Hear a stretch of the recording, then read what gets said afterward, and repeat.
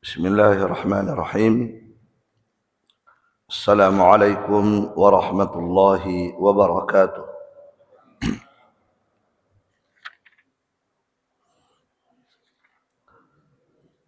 Innal hamdalillah nahmaduhu wa nasta'inuhu wa nastaghfiruh wa na'udzu billahi min shururi anfusina wa min sayyiati a'malina. Man yahdihillahu fala mudilla lahu wa man yudlil fala hadiya lahu. Asyhadu an la ilaha illallah wahdahu la syarika lah wa asyhadu anna Muhammadan abduhu wa rasuluh sallallahu alaihi wa ala alihi wa ashabihi wa sallama tasliman katsira. Amma ba'd. Kaum muslimin wal muslimat rahimani wa rahimakumullah. Alhamdulillah, pada subuh hari ini kita bersyukur kepada Allah Subhanahu wa taala yang memberikan kemudahan kepada kita untuk menunaikan salat subuh berjamaah dan juga kemudahan untuk melanjutkan pembahasan kita atau kajian kita membahas kitab Al-Usulus Salasa karya Syekh Muhammad bin Abdul Wahhab rahimahullahu taala. Pada pertemuan sebelumnya kita sudah sampai pada pembahasan mengenal Islam, ma'rifatu dinil Islam bil adillah, mengenal Islam dengan dalil-dalilnya. Kemudian kita sudah menyebutkan apa makna Islam. Apa makna Islam? Yaitu al-istislamu lillahi bit-tauhid wal inqiyadu lahu bit-ta'ah wal bara'atu minasyirki wa ahli. Itulah makna Islam. Al-istislamu lillahi bit-tauhid, yaitu berserah diri hanya kepada Allah dengan senantiasa mentauhidkan Allah. Wal inqiyadu lahu bit-ta'ah, tunduk penuh kepada Allah dengan taat kepadanya. Wal bara'atu minasyirki wa ahli, dan berlepas diri dari kesyirikan dan pelaku kesyirikan. Baik. Kemudian berikutnya penulis berkata, wa huwa salasu maratib, dan agama Islam itu ada 3 tingkatannya. Ada 3 tingkatan agama Islam. Yang pertama al-Islam, tingkatan yang pertama itu tingkatan Islam. Yang kedua al-Iman, tingkatan yang kedua adalah iman. Yang ketiga adalah al-Ihsan, tingkatan yang ketiga adalah al-Ihsan. Jadi Islam, iman, ihsan. Jelas ya? Baik. Kemudian beliau berkata, jadi yang pertama Islam ya, kemudian iman, kemudian ihsan. Tingkatan yang paling tinggi dalam agama itu ihsan. Ya, yang pertama tadi Islam, kemudian yang di atasnya Islam yaitu iman.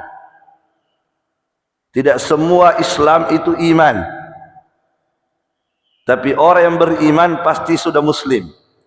Ya, jelas ya? Ya, jadi orang-orang munafik itu mengamalkan amalan Islam. Tapi apakah mereka beriman? Tidak. Tapi orang munafik sudah mengamalkan amalan Islam, sudah sholat, sudah puasa, bahkan ikut haji bersama Nabi. Tapi apakah mereka iman? Mereka ada imannya? Gak ada imannya. Ya. Makanya Allah mengatakan dalam Al-Quran, ya, wa qalatil a'rabu amanna.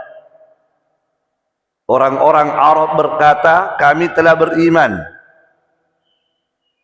Ya, maka Allah mengatakan, wa qalatil a'rabu amanna, qul lam tu'minu walakin qulu aslamna. Maka Allah berkata, kalian belum beriman, akan tetapi kalian baru berislam.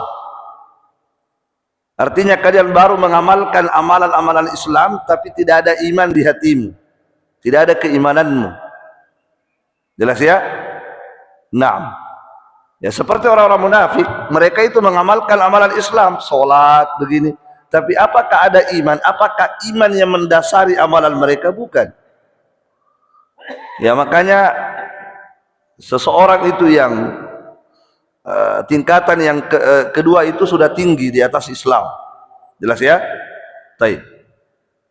Kemudian berikutnya, wa kullu martabatin lahu arkan. Wa kullu martabatin laha arkan. Dan setiap tingkatan, kan ada tiga tadi, Islam, iman, ihsan. Kata penulis, setiap tingkatan ini ada rukun-rukunnya. Islam ada rukunnya, iman ada rukunnya, ihsan ada rukunnya.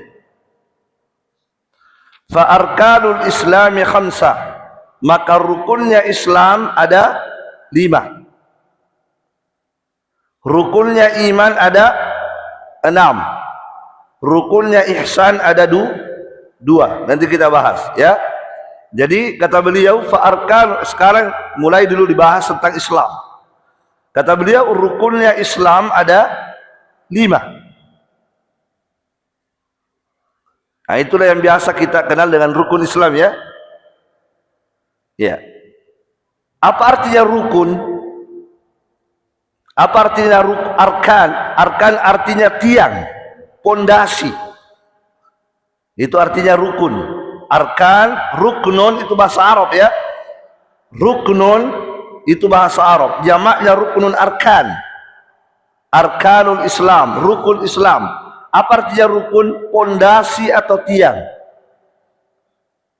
Jadi Islam itu ada tiangnya, ada pondasinya. Yang namanya tiang, pondasi, kalau tidak ada pada sebuah bangunan, kalau ada bangunan tidak ada tiangnya, tidak ada pondasinya, bagaimana itu bangunan? Hancur. Kalau ada bangunan tidak ada tiangnya, hancur itu. Tidak mungkin bisa berdiri itu bangunan. Kalau ada pondasinya, kalau tidak ada pondasinya dan tidak ada tiangnya. Maka Islam itu ada 5 tiangnya, ada 5 pondasinya. Yang pertama apa? Syahadatu alla ilaha illallah wa anna Muhammadan Rasulullah. Yang kedua, yang pertama bersyahadat ya, mengucapkan 2 kalimat syahadat, asyhadu an la ilaha illallah wa asyhadu anna Muhammadar Rasulullah. Yang kedua, wa iqamus shalah, menegakkan ibadah salat. Yang ketiga, wa itaiz zakah, mengeluarkan zakat. Yang keempat, wa shaumi Ramadan, berpuasa pada bulan Ramadan. Yang kelima, wa hajjul bait, melaksanakan ibadah haji bagi orang yang mampu. Inilah rukunnya Islam. Inilah tiangnya dan pondasinya Islam.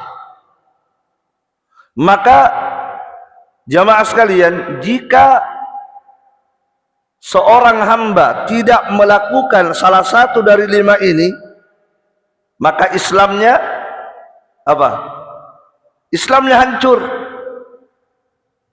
Islamnya roboh. Kalau ada seorang hamba, dia tidak sholat, bagaimana Islamnya? Hancur.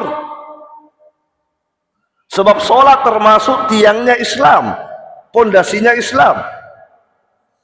Kalau ada seorang hamba tidak puasa di bulan Ramadan, bagaimana Islamnya? Hancur Islamnya. Kenapa? Sebab lima ini merupakan rukun Islam, pondasinya Islam. Adapun selain daripada lima ini, kata para ulama adalah mukammilatu al-Islam, hanya penyempurna Islam, penyempurna saja. Artinya kalau dia tidak lakukan itu tidak ada masalah pada Islamnya. Kalau ada orang misalnya dia tidak baca Al-Quran atau dia tidak bersedekah, bersedekah itu bukan rukun Islam, dia hanya penyempurna keislaman saja. Ya kan begitu, bersedekah. Nah kalau ada seorang hamba tidak bersedekah, apakah Islamnya hancur? Apakah Islamnya roboh? Tidak.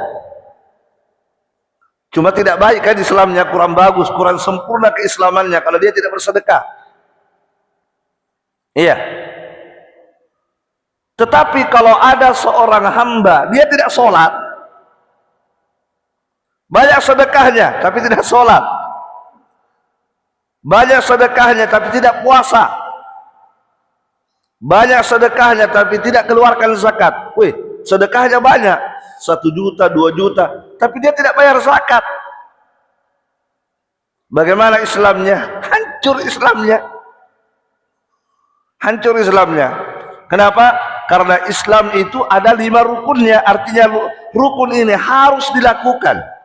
Kalau tidak dikerjakan, kalau tidak dilakukan ini 5, maka kata Syekh Shalih Al-Fauzan, ya tidak akan tegak keislamannya, tidak akan berdiri keislamannya, alias roboh, hancur itu Islam. Jelas ya? Nah, jamaah sekalian rahimani wa rahimakumullah, maka ini harus diperhatikan oleh seorang muslim. Kalau dia mengaku muslim, maka dia harus lakukan ini 5. Ini paling minimalnya ini 5 harus dia lakukan. Syahadat, ya, bukan sekadar ucapan saja ya, mengucapkan 2 kalimat syahadat dan melaksanakan apa? Konsekuensinya. Yang kedua, dia kerjakan sholat. Yang ketiga, dia keluarkan zakat. Yang keempat, berpuasa pada bulan Ramadan. Yang kelima, kalau dia ada kemampuan untuk haji, harus pergi haji, ada duitnya, mampu pergi haji, ada duitnya, ada biayanya, dan mampu fisiknya melakukan ibadah haji, maka dia harus pergi haji. Kalau tidak, maka bermasalah keislamannya. Jelas ya? Baik. Kemudian beliau berkata,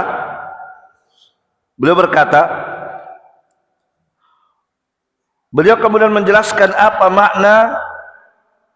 Yang pertama, syahadat dulu dia bahas, syahadat. Baik. Di sini rukun Islam yang pertama adalah 2 kalimat syahadat. Dan ini dijadikan satu rukun. Ada 2 kan? Pertama, asyhadu an la ilaha illallah. Yang kedua, wa asyhadu anna Muhammadan Rasulullah. Ini 2 dijadikan satu rukun. Jadi rukun Islam yang pertama adalah mengucapkan 2 kalimat syahadat. Dijadikan satu rukun ini. Padahal di situ ada 2 ya. Yang pertama, asyhadu an la ilaha illallah. Yang kedua, wa asyhadu anna Muhammadan Rasulullah. Kata para ulama, kenapa dijadikan satu? Kenapa tidak dipisah? Kenapa tidak dipisah tapi dijadikan satu kesatuan? Kata para ulama, karena amalan itu tidak akan mungkin diterima kecuali dengan 2 syarat. Karena amalan itu tidak akan bisa diterima kecuali dengan 2 syarat. Yang pertama ikhlas, dan itulah syahadatu an la ilaha illallah. Yang kedua, mutaba'ah, mengikuti sunnah Nabi sallallahu alaihi wasallam, dan itulah wa asyhadu anna Muhammadan Rasulullah. Jelas? Bisa dipaham ya? Jadi dua kalimat syahadat itu tidak bisa dipisah, dijadikan satu kesatuan, menjadikan satu rukun. Kenapa? Karena amalan itu tidak akan mungkin diterima, amalan hamba, kecuali memenuhi dua persyaratan. Kalau tidak memenuhi dua syarat, tidak diterima itu amalan. Yang pertama apa? Ikhlas. Ikhlas itulah yang terkandung pada syahadatu an la ilaha illallah. Yang kedua, mutaba'ah, harus mengikuti sesuai dengan tuntunan Rasulullah sallallahu alaihi wasallam amalan itu. Itulah yang terkandung pada syahadatu anna Muhammadan Rasulullah. Artinya ketika kita mengucapkan syahadatu an la ilaha illallah, maka kita harus ikhlas beribadah hanya kepada Allah. Ketika kita mengucapkan asyhadu anna Muhammadar Rasulullah, artinya kita harus mengikuti ajaran dan tuntunan Nabi sallallahu alaihi wasallam. Tidak boleh kita keluar dari tuntunan Rasulullah sallallahu alaihi wasallam dalam beramal. Barakallahu fikum. Baik, jamaah sekalian rahimani wa rahimakumullah. Kemudian penulis menyebutkan maknanya. Apa makna dua kalimat syahadat ini? Kata beliau, wa ma'naha, adapun makna asyhadu an la ilaha illallah. Apa makna la ilaha illallah? Ketika kita mengatakan asyhadu, saya bersaksi, saya menyatakan, saya bersaksi dengan seyakin-yakinnya la ilaha illallah. Nah, apa makna la ilaha illallah? Ketika kita bersaksi la ilaha illallah, apa makna la ilaha illallah? Apa makna la ilaha illallah yang kita ucapkan ini? Penulis mengatakan wa ma'naha la ma'buda bihaqqin illallah. Itu makna la ilaha illallah. La ma'buda bihaqqin illallah. Ya, ini harus diperhatikan, ini makna. Karena banyak orang salah memaknai la ilaha illallah. Ya. Ada orang memaknai la ilaha illallah, tidak ada pencipta kecuali hanya Allah. Ada orang bilang begitu. La ilaha illallah katanya artinya tidak ada penguasa, tidak ada pencipta kecuali hanya Allah. Bukan itu makna la ilaha illallah, bukan. Terus apa makna la ilaha illallah? La ilaha illallah maknanya la ma'buda bihaqqin illallah. Tidak ada yang berhak untuk disembah kecuali Allah. Itu artinya. Tidak ada yang berhak, tidak ada yang boleh disembah kecuali hanya Allah saja. Yang lain tidak boleh. Tidak boleh kita menyembah malaikat. Tidak boleh kita menyembah para nabi. Tidak boleh kita menyembah para wali. Tidak boleh kita menyembah apapun. Yang berhak untuk disembah hanya satu, yaitu Allah subhanahu wa ta'ala. Maka kalau anda berdoa, berdoa hanya kepada Allah. Kalau anda bertawakal, bertawakal hanya kepada Allah. Jangan bertawakal kepada yang lain. Jangan berdoa kepada yang lain. Kalau anda bernazar, bernazar hanya untuk Allah. Kalau anda cinta, cinta hanya kepada Allah. Itu makna la ilaha illallah. Artinya ibadah itu hanya berhak diperuntukkan kepada Allah subhanahu wa ta'ala. Tidak boleh kita serahkan kepada yang lain. Nah, itulah makna la ilaha illallah. Ya, maka ketika seorang hamba menyatakan asyhadu an la ilaha illallah, berarti dirinya siap. Berarti dia sudah siap untuk menyerahkan segala ibadahnya hanya kepada Allah. Dia tidak akan menyerahkan kepada yang lain. Siapapun dia, tidak akan. Ibadahnya hanya ditujukan kepada Allah. Ibadahnya hanya diserahkan kepada Allah subhanahu wa ta'ala. Jelas ya? Nah, jadi orang yang mengartikan la ilaha illallah, tidak ada pencipta kecuali hanyalah Allah, itu keliru. Itu keliru.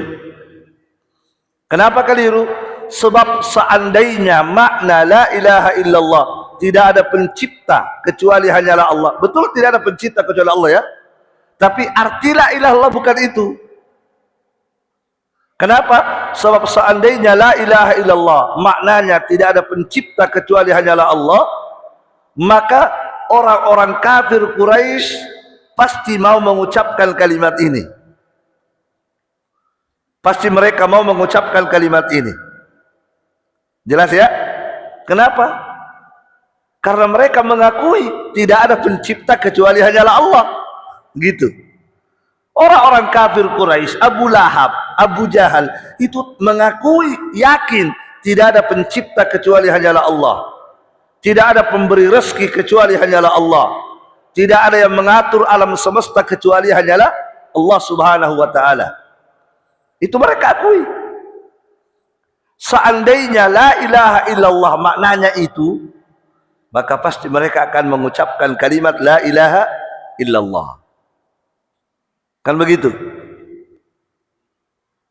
Tapi apakah mereka mau mengucapkan la ilaha illallah? Tidak. Mereka tidak mengucapkan la ilaha illallah. Kenapa mereka tidak mengucapkan la ilaha illallah? Karena mereka paham maknanya. Mereka mengerti betul apa makna la ilaha illallah. Apa makna la ilaha illallah? Itu tadi yang saya sebutkan.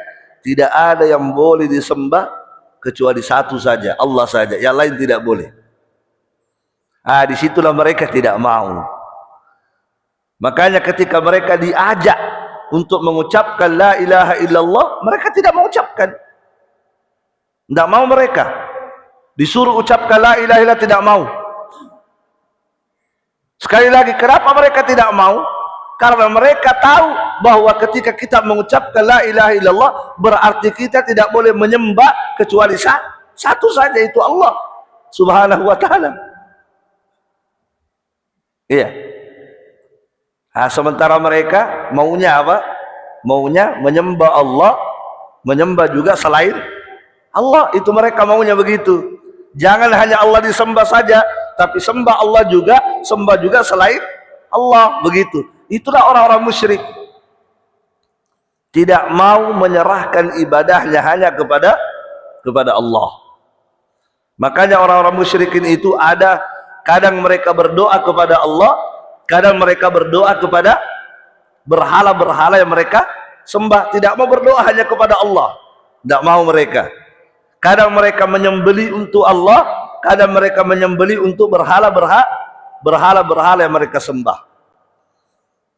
Nah, hadapun keyakinan Allah yang mencipta, ya mereka yakini Allah yang mencipta, Allah yang menghidupkan, Allah pemberi rezeki. Cuma masalah ibadah ini mereka tidak mau serahkan hanya kepada Allah Subhanahu wa ta'ala. Ya, sekali lagi, oleh karena itu jamaah sekalian, orang-orang musyrikin Quraisy, orang-orang kafir Quraisy, mereka enggan, mereka tidak mau, mereka menolak untuk mengucapkan la ilaha illallah. Disebutkan di Al-Quran, innahum idza qila lahum la ilaha illallah yastakbirun. Sesungguhnya mereka itu, kata Allah, ketika disuruh mengucapkan la ilaha illallah, mereka sombong, tidak mau mereka. Kenapa mereka tidak mau? Mereka berkata, a inna latariku alihatana li syairin majnun. Apakah kita akan meninggalkan sembahan-sembahan kita hanya karena ucapan orang gila dan tukang sihir ini? Ya. Jadi mereka tahu kalau kita mengucapkan la ilaha illallah, berarti kita harus tinggalkan apa? Tinggalkan berhala-berhala yang kita sembah. Sebab arti la ilaha illallah tidak boleh menyembah kecuali satu, gitu. Makanya mereka bilang apa? Apakah kita akan meninggalkan sembahan-sembahan kita hanya karena ucapan orang gila dan tukang sihir, itu Rasulullah sallallahu alaihi wasallam. Di ayat yang lain mereka berkata, aja'alal alihata ilaha wahida, apakah Muhammad ingin menjadikan yang disembah cuma satu? Itu Jadi ketika Nabi menyuruh mengucapkan la ilaha illallah, mereka tidak mau. Apa jawaban mereka? Apakah Muhammad ingin menjadikan yang disembah cuma satu, Allah saja? Inna hadza la syai'un ujab. Sesungguhnya ini adalah dakwah yang aneh. Kata mereka, ini adalah dakwah yang aneh. Dakwah aneh, dakwah tidak benar ini. Masa Allah saja disembah, tidak boleh yang lain? Nah itu. Ya, maka mereka tidak mau mengucapkan la ilaha illallah. Ya, jadi andai kata la ilaha illallah maknanya tidak ada yang mencipta kecuali hanyalah Allah, pasti mereka sudah mengucapkan itu. Karena mereka sudah yakin, mereka sudah mengakui bahwa pencipta hanyalah Allah Subhanahu wa taala.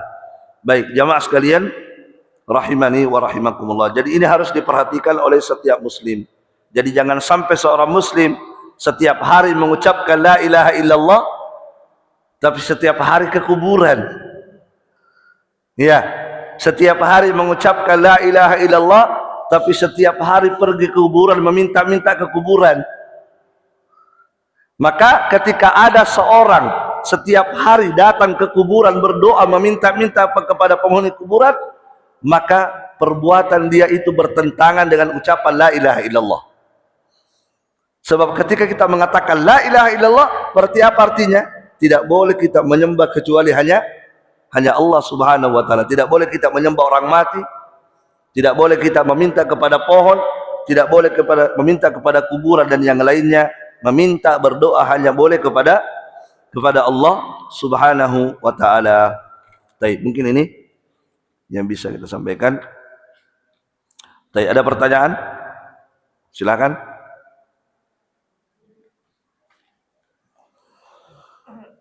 Tidak ada? Ya, silakan.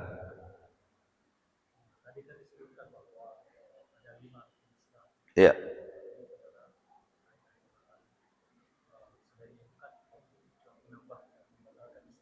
Ya.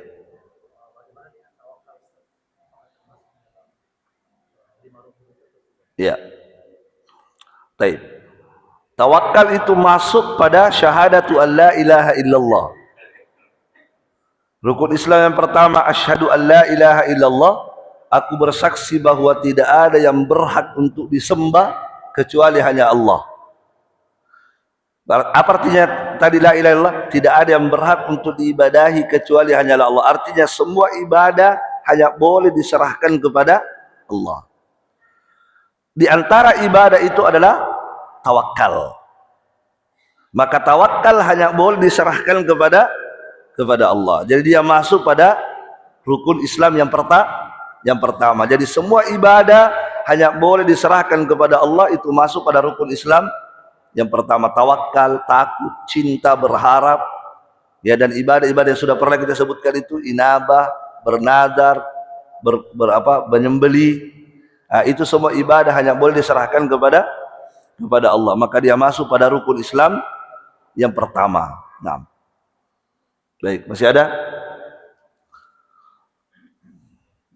Ya, silakan. Waalaikumsalam warahmatullahi wabarakatuh.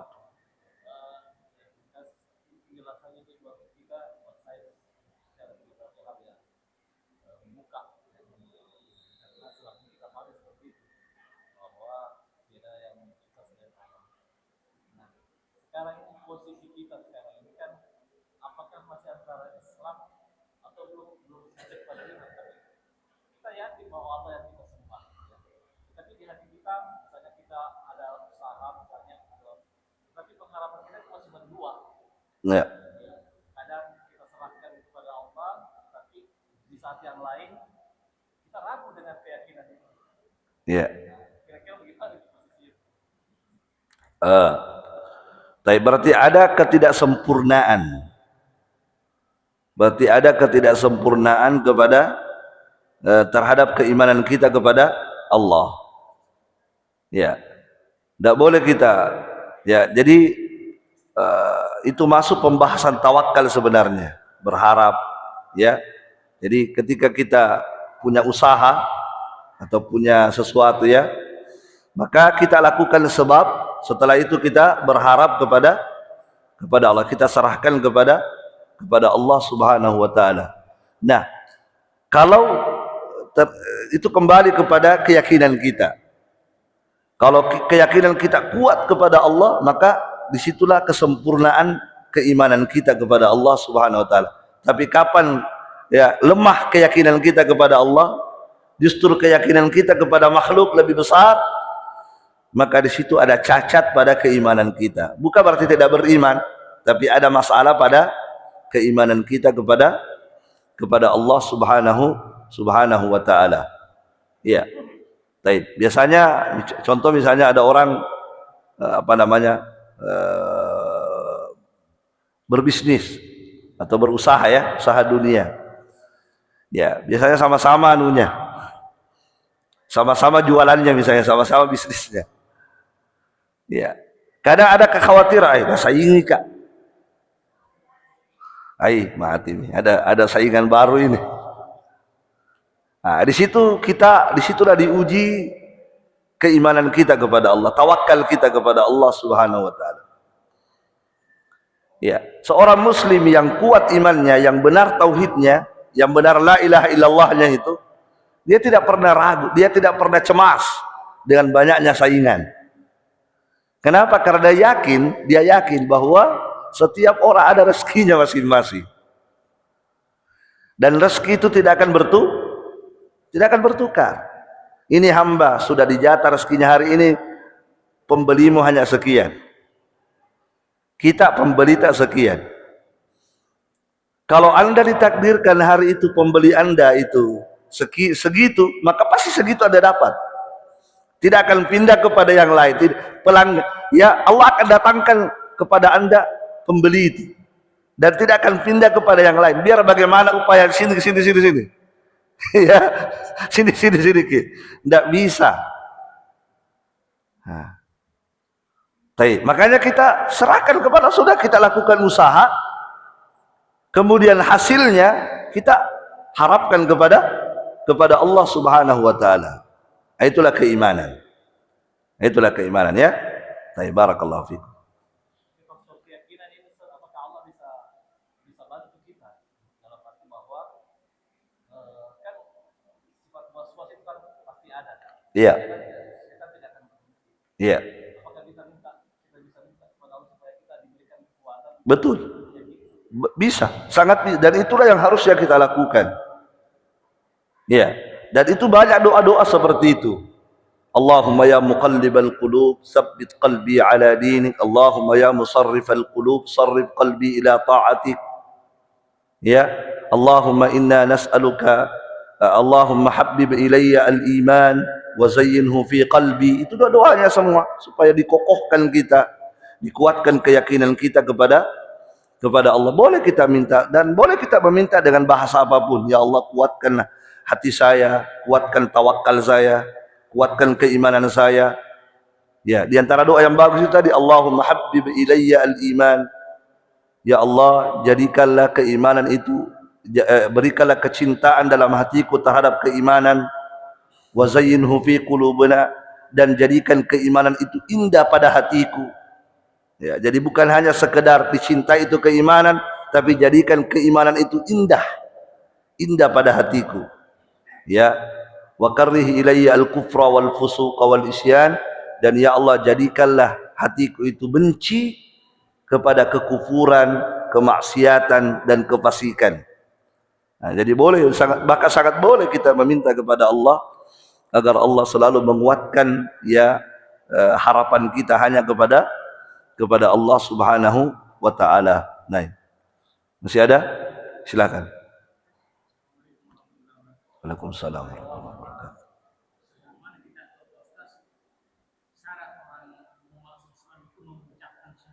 Iya.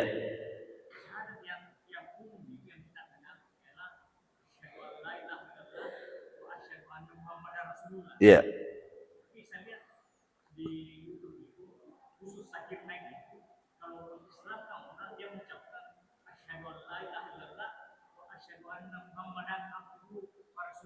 Iya. Tidak apa-apa, boleh, tidak apa-apa itu. Jadi salah satu syarat untuk masuk Islam itu memang harus mengucapkan dua kalimat syahadat. Dan itu tadi, dua kalimat syahadat itu asyhadu an la ilaha illallah wa asyhadu anna Muhammadan Rasulullah.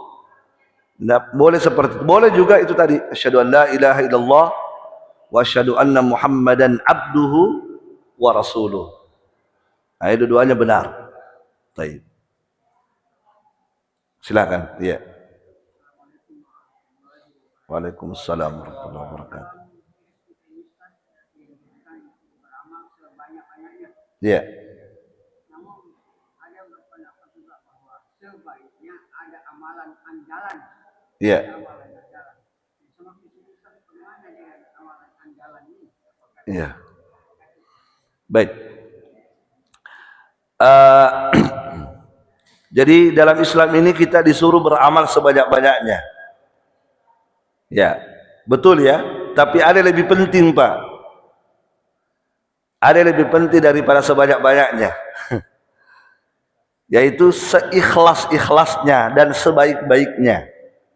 Alladzi khalaqal mauta wal hayata liyabluwakum ayyukum ahsanu amala.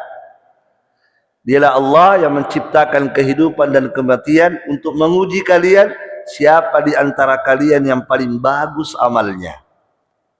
Bukan melihat yang paling banyak, yang paling bagus amalnya.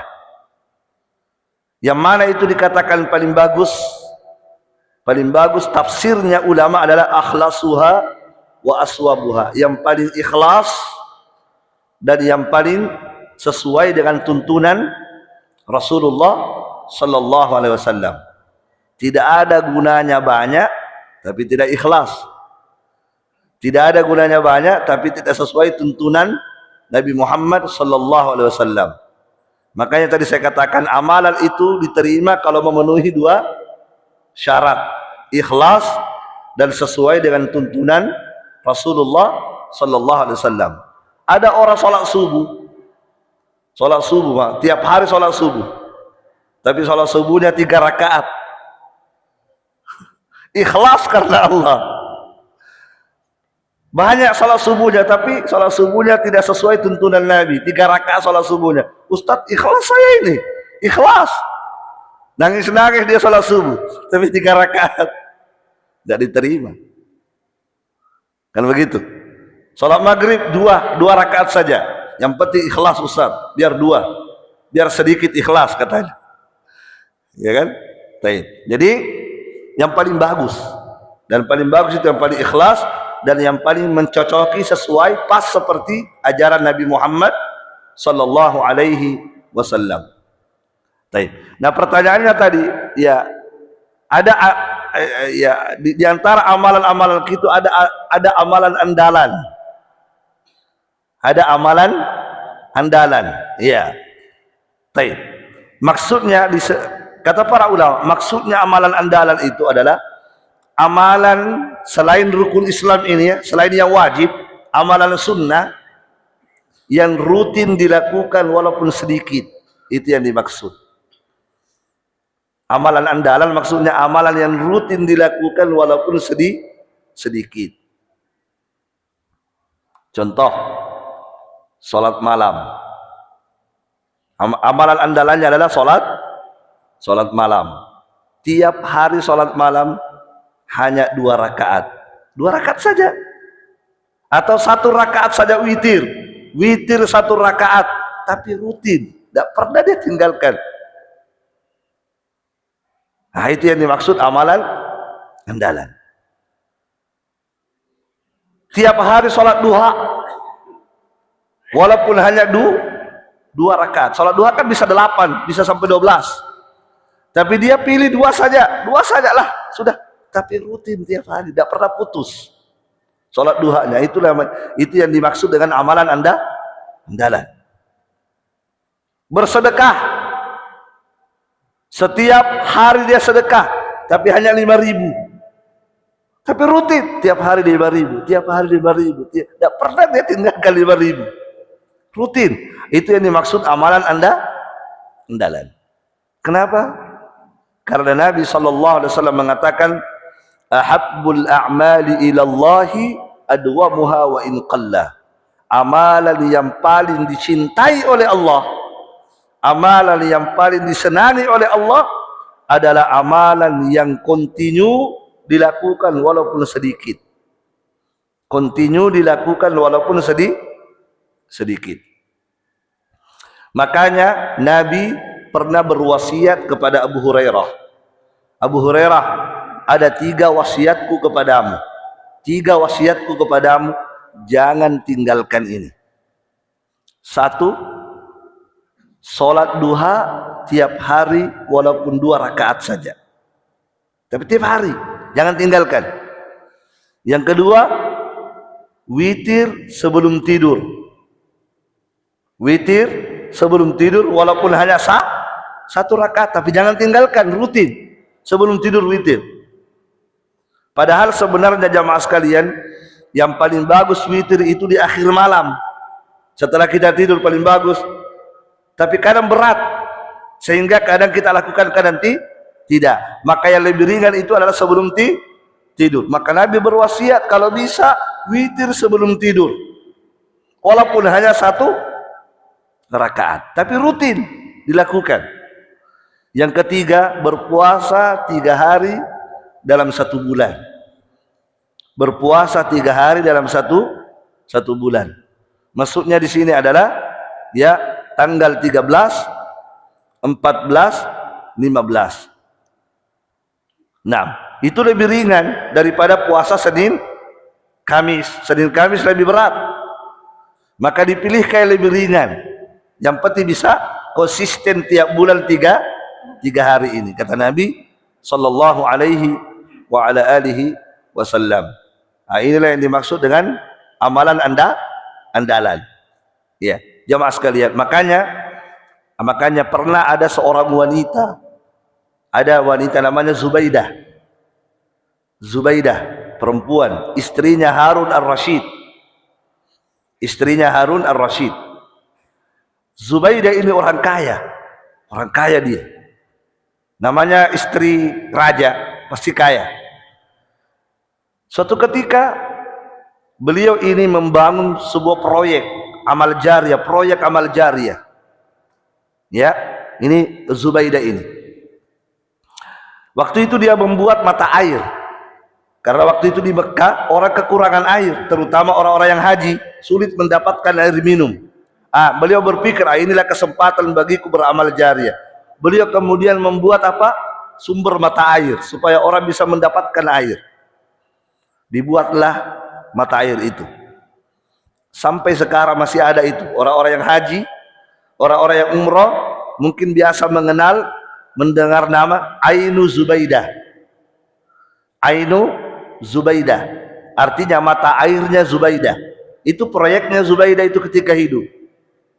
Masih ada di Mekah sekarang. Kalau kita pergi ke Taif, jalan-jalan itu dilewati itu Ainu Zubaidah. Nah, setelah selesai itu proyek dibangun luar biasa, beliau meninggallah Zubaidah.